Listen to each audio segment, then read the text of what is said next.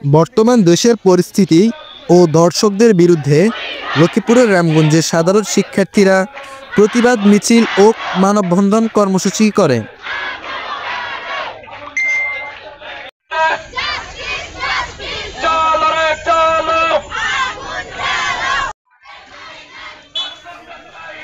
এ সময় শিক্ষার্থীরা ধর্ষকদের বিরুদ্ধে প্রতিবাদ আওয়াজ তুলে বলে, এই দেশে ধর্ষকদের ঠাঁই নেই। দেশকে রক্ষা করতে সবাইকে আবার ঐক্যবদ্ধ হওয়ার আহ্বান জানায় সাধারণ শিক্ষার্থীরা।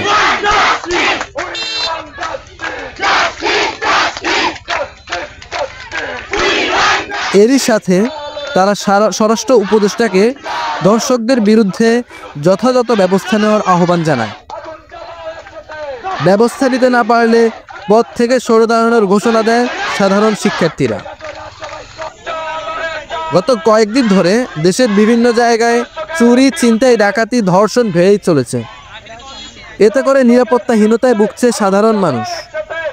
বিশেষ করে মেয়েরা চলাফেরা করতে ভয় পাচ্ছে।